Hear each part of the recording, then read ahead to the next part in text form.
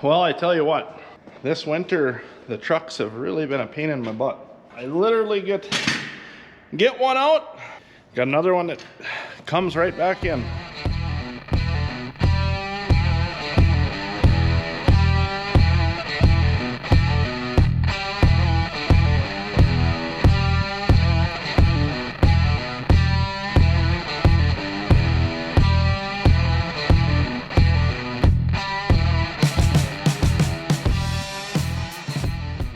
Two trucks to work on here today. One is that high pressure fuel pump that I had fixed twice already, so technically not fixed. So the first time we fixed it, I was in Wanaska. We did it on the road. It ran all fall just fine, didn't leak at all. I thought, yeah, we fixed it. This winter now it started to leak. Now it's a mess. I'll show it to you.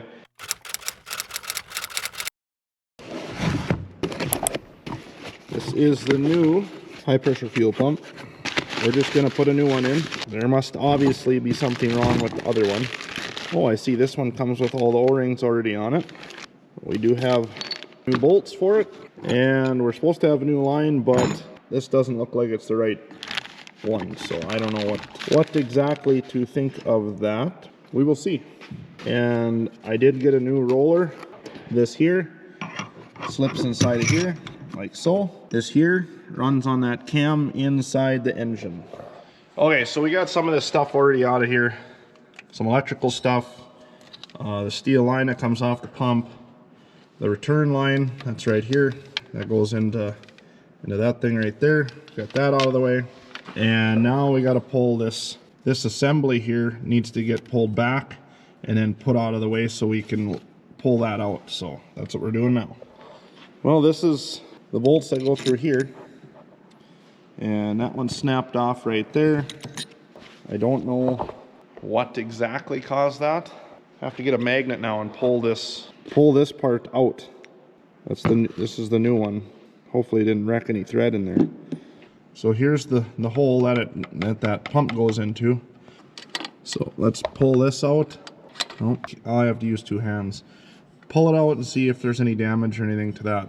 Okay, there's a little keeper bolt that goes down in the side that holds this roller, cam roller, or whatever you want to call it, in place.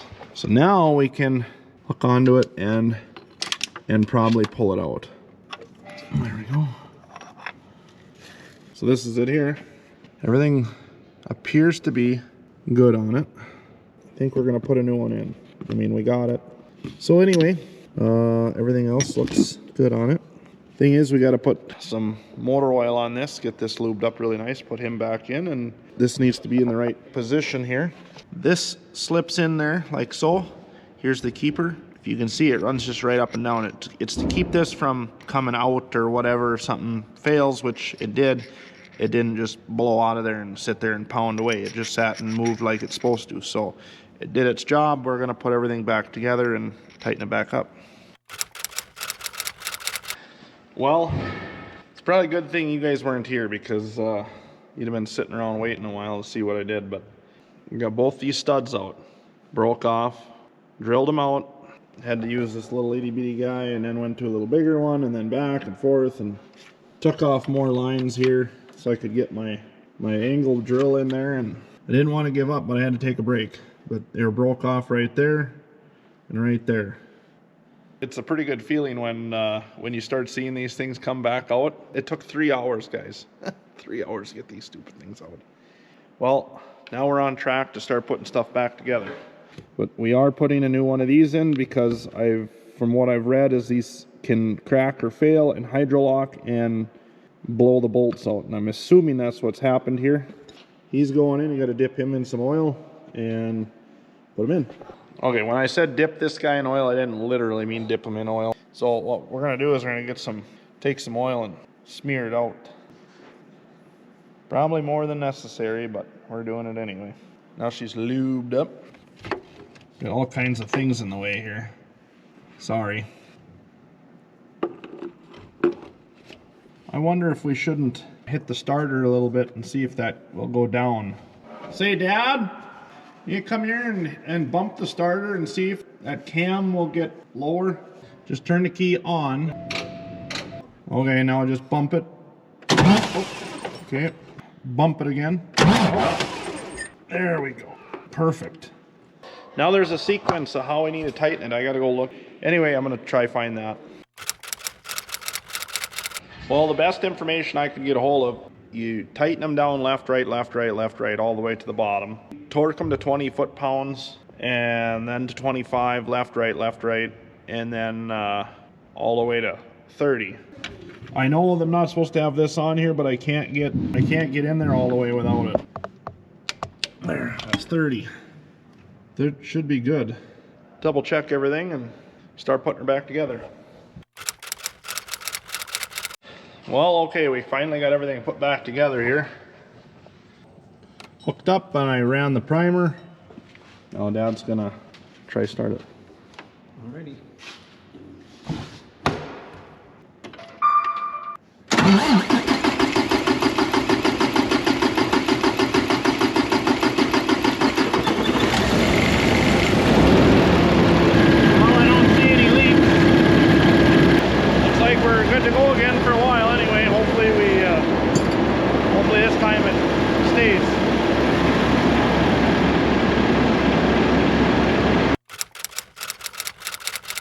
Well, I tell you what, this winter the trucks have really been a pain in my butt. I literally get one out, got another one that comes right back in. And it's not the truck, it's not the engine, it's not anything that way. It's just, I don't know, I guess you call it truck stuff. I've run many trucks and have never had just a series of events, just one after another. Like, I literally get one fixed, and I know a lot of you guys that have a lot of trucks are like, well, yeah, that's the way it goes, but literally have one fixed and another one comes in. I mean, I can't get ahead of it. So now this one's got a brake issue. So we have a driver, name's Rick, but anyway, he's a veteran, been doing it his whole life, and so not driver error or nothing, and I don't know, guess the brake hung up on this one here and got the rotor cherry hot, and I guess we're gonna see what that's about.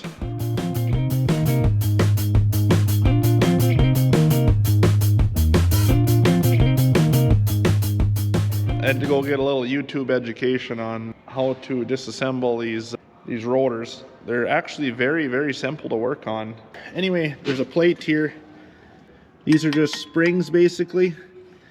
And then there's a pin that goes through right here, and that holds this on, and you just pull that off.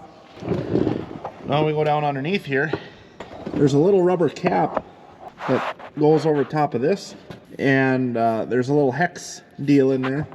With that comes this little tool here, so that way you can't over torque that and break it. This is where you're supposed to loosen and tighten the pads. They should be loose enough now where you can just pull them out, I guess. Something internally here is not working correctly because this pad is a lot smaller than this pad. Anyway, I'm gonna keep digging in it, and I'll let you know what I find out. All right, so I was able to back this off. It's not just a snap, snap, snap. You gotta go away, and then it feels like it's gonna break, and then it snaps, and that's the release. Now she's loose. Now we can slide this up and wiggle this out. Get that out. All right, so that was easy as that. So now we can start assessing what is going on here, and it looks like there's a chamfer here. They said once that chamfer's gone, the rotors are toast. I've already went in and readjusted the plungers right here. Here and here, see that round thing? And when I was in here, I inspected all the like accordion type gaskets, and they all look good. Everything's nice and straight. So yeah, I don't see any particular reason why they locked up, but they did.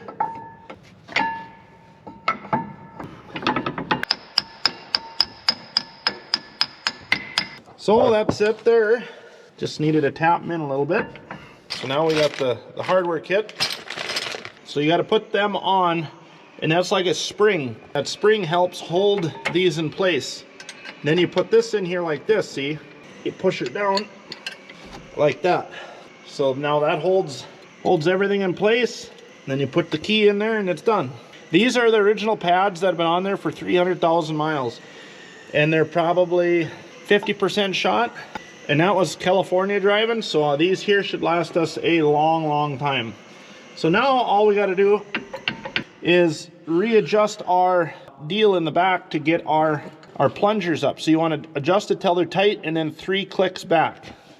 All right, so now this deal right here, and that goes on there. This is designed to brake so you can't over torque the internals on this here.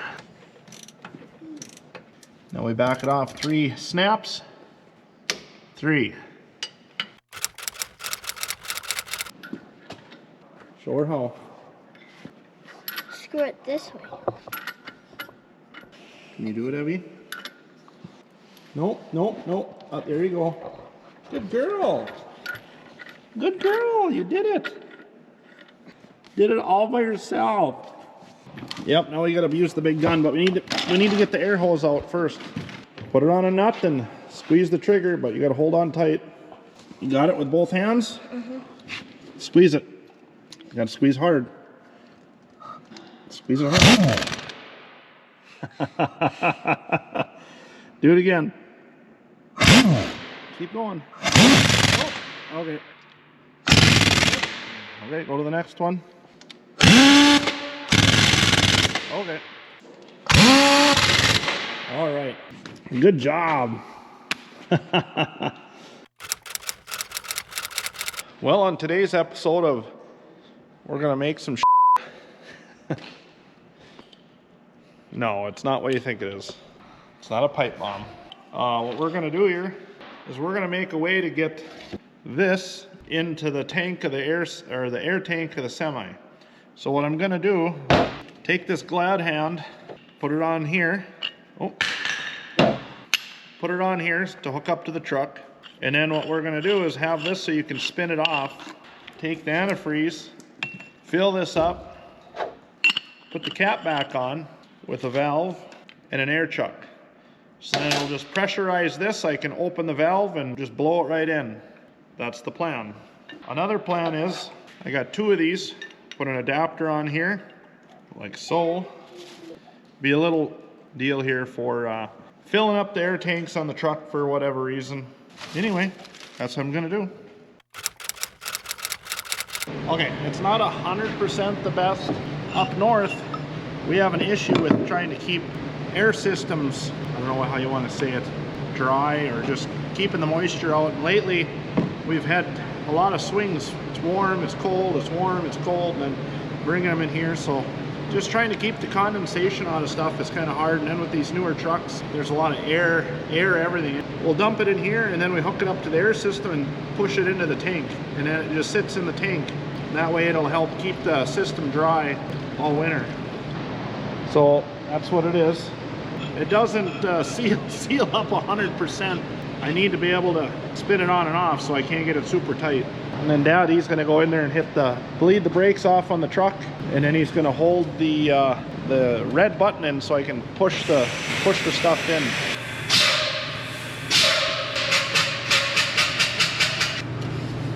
There. All right. See, she's leaking.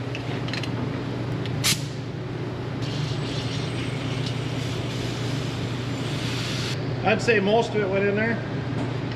So now we're gonna do the same thing but on the trailer. Okay. Probably should have emptied the trailer chamber a little better than what I did. So the idea of it is to send enough fluid down in there so it sets in the air tanks and just kind of settles in there. And then the alcohol will naturally find the moisture and basically evaporate it, or however that works. So. Oh, since Dane likes to show off all the red trucks that are having problems, look at this one. Look at that. Oh my God. She is kind of sad looking, old Marv. You know how much that bumper costs? $1,100, which I'm glad it wasn't one of them. I guarantee that bumper's a lot more than that bumper. He said he couldn't stop, just the truck it wouldn't turn. It's like telling the cop this vehicle is going too fast, that's why you got a ticket.